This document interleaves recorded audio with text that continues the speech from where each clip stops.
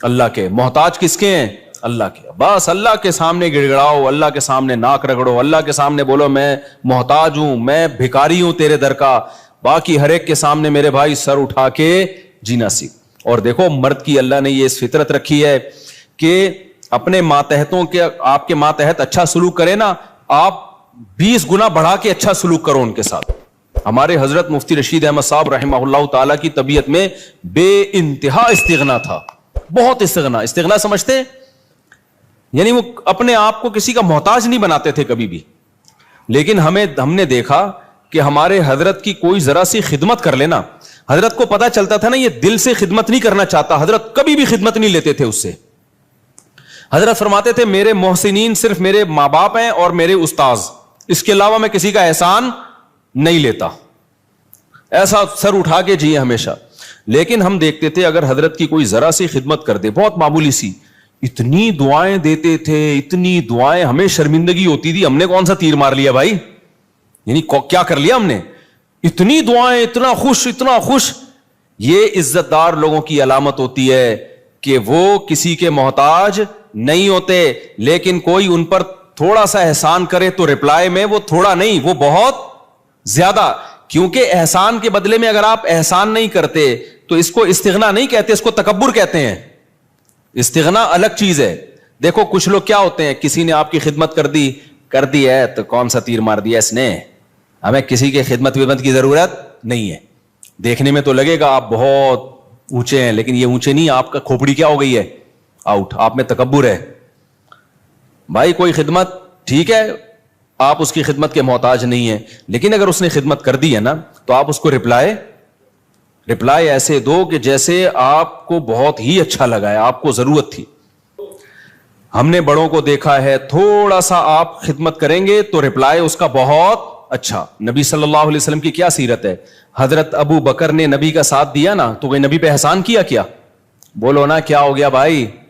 حضرت ابو بکر نے جب نبی صلی اللہ علیہ وسلم کو لوگوں نے مکہ سے نکالا تو کس نے ساتھ دیا, ابو بکر نے. غار میں کون ساتھ تھا, ابو بکر. حالانکہ اصل میں یہ نبی کا احسان تھا حضرت ابو بکر پہ. بھائی اس خدمت کی وجہ سے نبی کی تو اللہ نے ویسے ہی مدد کرنی تھی, یہ تو نبی نے ابو بکر کو اپنی خدمت کا موقع دے دیا رضی اللہ عنہ کو, تو یہ نبی کا کس پر احسان ہے. ابے بھائی کوئی اتنے پیغمبر کسی کو اپنی خدمت کرنے دے دیں تو یہ تو پیغمبر کا ان پر احسان ہے, جس سے انسان کو عقیدت محبت ہوتی ہے. انسان کہتا ہے نا مجھے آپ تھوڑی سی خدمت کرنے دے دیں, آپ کا مجھ پر بہت بڑا احسان ہوگا, کہتے ہیں نا لوگ, اور باقی سمجھتے بھی ہیں کہ بھائی اس کو ہماری خدمت کی کیا ضرورت ہے. تو قرآن میں اللہ نے فرمایا بھی کہ اگر تم نبی کی مدد نہیں کرو گے, اللہ تو اپنے نبی کی مدد کرے گا, آخری نبی ہے, آپ کا دین تو غالب ہو کے رہے گا. لیکن نبی نے ابو بکر کو کیسا صلہ دیا, فرمایا میں نے ہر شخص کی خدمت کا دنیا میں بدلہ دے دیا ہے سوائے ابو بکر.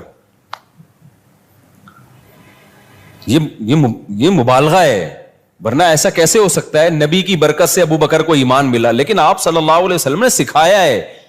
پھر فرمایا لو کنت متخذا خلیلا لاتخذت ابا بکر خلیلا, اگر میں کسی کو جگری دوست بناتا تو ابو بکر کو بناتا. خلیل کا مطلب بہت ہی, فرمایا میرا خلیل اللہ کے سوا کوئی, خلیل بنانے کی اجازت ہوتی ابو بکر کو بناتا. کتنا اپریشیٹ کیا آپ صلی اللہ علیہ وسلم نے. حضرت معاذ ابن جبل, انہوں نے نبی کی خدمت کی, نبی کا ساتھ دیا جنگوں میں, کیسا صلہ نبی نے دیا. آپ صلی اللہ علیہ وسلم نے کیا فرمایا, انی احبک فی اللہ, اے معاذ میں تجھ سے اللہ کے لیے محبت کرتا ہوں. جس سے آپ کو محبت ہونا, صحابہ کو پیغمبر سے کس قدر محبت تھی. پیغمبر کی زبان سے جب یہ لفظ نکلا ہوگا تو صحابی کی کیا کیفیت ہوئی ہوگی آپ سوچو. جب انہوں نے یہ سنا نا تو رونے لگے. تو کیا یہ نبی اپریشیٹ کر رہے ہیں, حوصلہ افزائی کر رہے ہیں. حضرت خالد ابن ولید رضی اللہ تعالیٰ نے جب جنگ جتوائی ہے تو آپ نے کیا فرمایا, سیف من سیوف اللہ, اللہ کی تلواروں میں سے ایک تلوار. یہ نبی کی سیرت سے ہمیں پتہ چلتا ہے کہ نبی کے ساتھ کسی نے تھوڑا کیا تو نبی نے رپلائی میں بہت بڑھا کر اس کا بدلہ دیا ہے. تو اس لیے جو خاندانی لوگ ہوتے ہیں نا, عزت دار لوگ ہوتے ہیں, وہ ہمیشہ سر اٹھا کے جیتے ہیں, وہ کسی کی خدمت کے محتاج نہیں ہوتے, وہ سسرال کے جہیز کے محتاج بولتے کیوں نہیں بھائی؟ نہیں ہوتے. وہ نہیں کہتے ہمیں یہ چاہیے, صوفہ چاہیے, بیڈ چاہیے, الماری چاہیے, نہ ہمیں کچھ نہیں چاہیے, ہم عزت دار لوگ ہیں بھائی, ہم خرچہ خود اٹھاتے ہیں. لیکن اب ایسا نہیں ہو. لوگ کیا کرتے ہیں, جہیز کے خلاف بیان سن سن کے نا, یہ بھی مارکیٹ میں اس طرح کے لوگ آ رہے ہیں, جہیز کے خلاف بیان سن سن کے ہمیں کچھ نہیں چاہیے, ہمیں نہیں چاہیے, ہمیں نہ گاڑی چاہیے, ہمیں نہ موٹر سائیکل چاہیے, ہمیں نہ گھڑی چاہیے, ہم عزت دار لوگ ہیں, ہم سسرال کے ٹکڑوں پہ پلنے والے لوگ نہیں ہیں. ٹھیک ہے جی, آپ کی شادی ہو گئی, سسر صاحب نے لا کے کوئی گھڑی گفٹ کر دی, ہمیں نہیں چاہیے, ہم عزت دار لوگ ہیں. اب یہ کیا ہو رہی ہے بھائی؟ بھائی آپ کو نہیں چاہیے نا, اب بغیر چاہت کی ایک چیز مل رہی ہے, آپ لیں جناب, آپ کا بہت بڑا احسان ہے. یہ نہیں بولے یہ سستی والی لا کے پکڑا دی آپ نے مجھے, ٹھیک ہے حضرت یہ بڑی خدمت آپ کی, اللہ آپ کو جزائے خیر دے, ہم تو بہت شکریہ آپ کا. تو اس میں اس کو اپریشیٹ کرنا چاہیے, کیونکہ اس کے سامنے کہنا کہ ہمیں نہیں چاہیے, یہ پھر استغنا نہیں ہے, بلکہ یہ کیا ہے, تکبر. سمجھتے ہو کہ نہیں سمجھتے؟ تو بڑا جب کوئی چیز دے تو آپ سینے سے لگائیں اس کو کہیں کہ بھائی بہت بڑی چیز مل گئی, آپ کے ابا, آپ کی اماں آپ کو کچھ گفٹ دے. حضرت مولانا شرف علی تھانوی رحمہ اللہ تعالی کی زوجہ نے ان کے لیے بڑی محنت سے ایک اچکن بنائی. اچکن پتہ ہے کسے کہتے ہیں؟ پہلے زمانے میں ہوتی تھی اچکن ہی ہے نا, کچھ اور میری اتنی دیر میں تو لغت اور چینج ہو جائے گی میرے بھائی. تو ہیں اچکن, کچھ اچکن کہتے ہیں, کچھ وہ نہیں ہوتی ایک وہ پورا چوغا سا پہنا جاتا.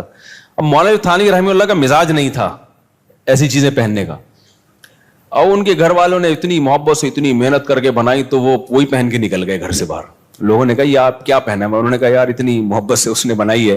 اب میں یہ نہیں کہہ رہا آپ کی بیگم کچھ بھی آڑا ترچا پہنا دے, آپ دسترخوان پہنا دیا, آپ محبت سے باہر نکل آئے تو لیکن کوئی بھی آپ کے ساتھ تھوڑی سی بھی خدمت کرے تو جواب میں اس کو دعا دینی چاہیے, اس کو بہت زیادہ اپریشیٹ کرنا چاہیے, لیکن محتاج کسی کا انسان بن کے نہ رہے.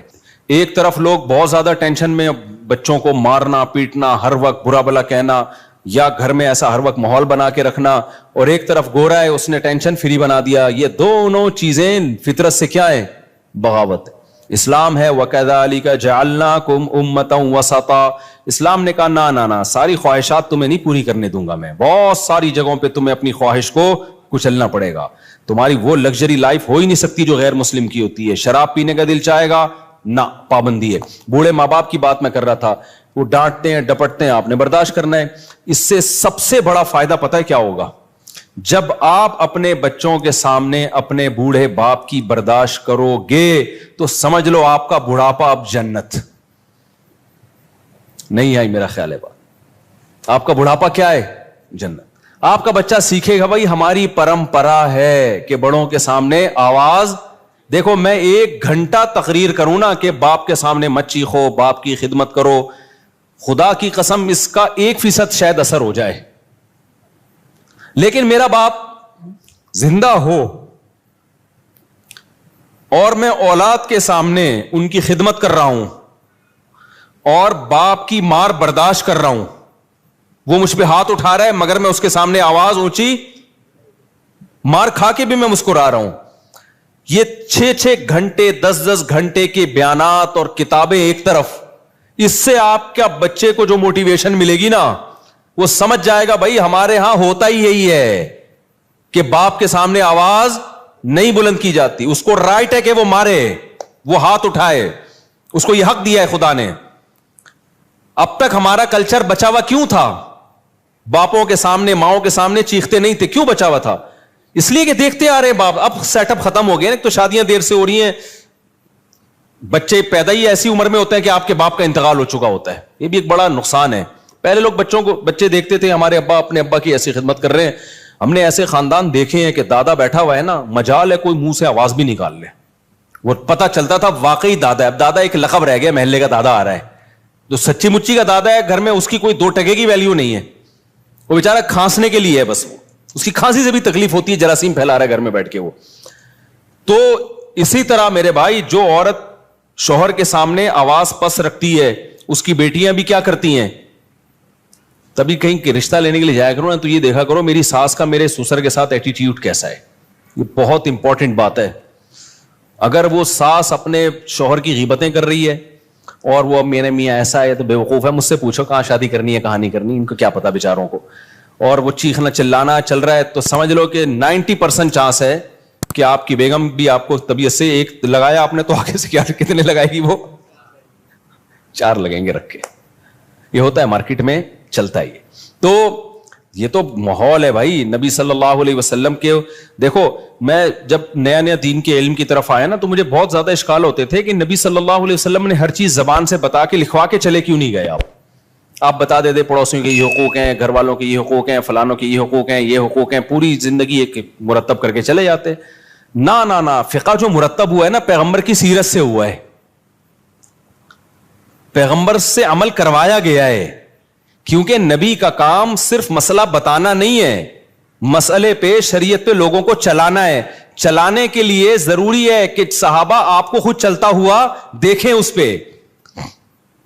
تبھی تو اللہ نے فرشتے کو نبی بنا کے نہیں بھیجا. فرشتہ اگر نبی بن کے آتا نا تو پتہ کیا کہتا, جب رمضان کا چاند نظر آئے تو روزہ رکھ لینا, اور جب عید کا چاند نظر آئے تو روزے چھوڑ دینا. بس بھائی ہم کہتے ہیں نہ یہ اس کو تو نہ رمضان اس کی صحت پہ کوئی فرق پڑتا ہے نہ شوال, لیکن صحابہ دیکھ رہے ہیں یار نبی صلی اللہ علیہ وسلم کیسے روزے پہ روزے رکھ رہے ہیں.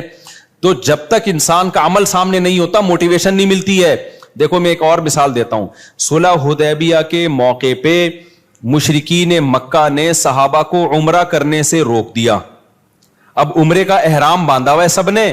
آپ کو مسئلہ پتا ہونا چاہیے کہ جب ہم عمرے کا احرام پہن لیتے ہیں, لبیک اللہم لبیک کہہ دیتے ہیں, تو جب تک طواف اور سعی نہ کر لیں وہ احرام اتارنے کی اجازت بولو نہیں ہے. بالکل ایسے جیسے تکبیر تحریمہ کے لیے نیت باندھ لی نا, تو جب تک 2 رکعتیں پڑھ کے سلام نہیں پھیروگے آپ کو نیت توڑنے کی اجازت نہیں ہے, گناہ ہے نیت توڑنا. تو ایسے ہی احرام جب ایک دفعہ باندھ لیا جائے نا, تو جب تک عمرہ نہ ہو جائے آپ اس احرام کو نہیں کھول سکتے. تو صحابہ احرام میں بیٹھے ہوئے ہیں, مشرکین نے آپ کو منع کر دیا, معاہدہ کیا کہ بھئی اگلے سال آنا آپ عمرہ کرنے کے, اس سال نہیں کر سکتے آپ. تو اب صحابہ پریشان, پہلے موت پہ بیعت کر چکے ہیں 1400 صحابہ کہ ہم لڑیں گے ان سے. تو موت پہ بیعت بھی ایسے جذبات بنے ہوئے ہیں, بھئی ہم نے تو ان سے لڑنا ہے, موت پہ بیعت کر کے تیار بیٹھے ہوئے لڑائی کے لیے. اب شرطیں ساری کافروں کی مان رہے ہیں, اور پھر مزید شرط یہ کہ عمرہ کے بغیر احرام بھی کھول دو آپ, یعنی سر منڈا لو پہلے ہی اور احرام کھول کے دم دو.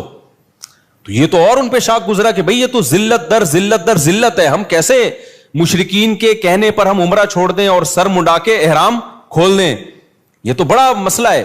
نبی صلی اللہ علیہ وسلم نے صحابہ سے فرمایا بھائی سر منڈاؤ اور احرام کھول دو. کوئی بھی نہیں کھول رہا, ٹھیک ہے نا بھائی, ہم کیسے کر لیں کیسے کر لیں. سب ڈر رہے ہیں کہ بھئی ہم یہ تو عمرے کا احرام باندھا ہوا ہے, ہم دباؤ میں آ کے کیسے کر لیں بھائی.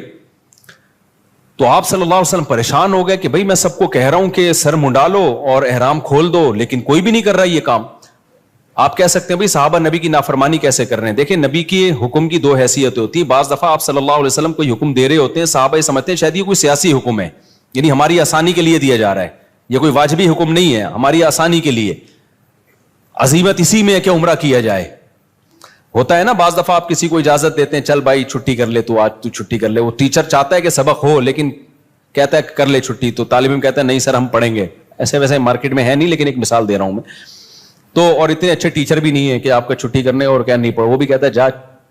کراچی میں تو ایک بوند برسنے سے پہلے ہی 1 مہینے کے اسکول کی چھٹیاں ہو جاتی ہیں, ابھی 2-4 بوندیں اور پڑ گئی تو 6 مہینے کی چھٹی. خیر, تو نبی صلی اللہ علیہ وسلم کو پھر حضرت صفیہ نے مشورہ دیا, آپ کی زوجہ نے فرمایا یا رسول اللہ آپ ان لوگوں کو آرڈر نہ کریں, آپ سر منڈا لیں احرام کھول لیں بس. تو نبی صلی اللہ علیہ وسلم نے کیا کیا, سر منڈایا, احرام کھول دیا اپنا. جیسے ہی نبی نے کیا سب نے سر منڈا کے کیا کر لیا. اس سے پتا چلتا ہے نبی کی بھی اسپیچ اثر نہیں کر رہی ہے. آپ پریشان ہو گئے بھائی یہ مان کیوں نہیں رہے میری بات, لیکن جیسے ہی عمل کیا ہے نا ایک دفعہ بھی, اور مشورہ کس نے, آپ کی زوجہ نے دیا کہ حضرت صفیہ نے, کہ آپ نہ بولیں لوگوں کو, آپ صرف یہ کام کر لیں, آپ سر منڈا لیں اپنا اور آپ احرام کھول دیں. جیسے ہی کیا سب نے فوراً. تو اس سے صاف پتہ چلتا ہے بھائی آپ 1-2 گھنٹے کی تقریریں کرتے رہیں اثر نہیں ہوتا. آپ اپنے گھر کا ماحول بنانا چاہتے ہو نا, خود کیا بن جاؤ, انسان کے بچے بن جاؤ, صحیح ہے نا, ماحول آہستہ آہستہ سیٹنگ پہ آنا شروع ہو جائے گا. اپنے بڑوں کی خدمت کر کے دکھاؤ, اپنے بڑوں کو رسپیکٹ دو, اپنے بڑوں کا احترام کرو. آج ہو کیا رہا ہے, مائیں اپنے بچوں کے سامنے نا بچوں کے چاچو کی غیبتیں کر رہی ہوتی ہیں. تمہارا تو چاچو ایسا ہے, تمہارا تو باپ ایسا ہے, تمہارے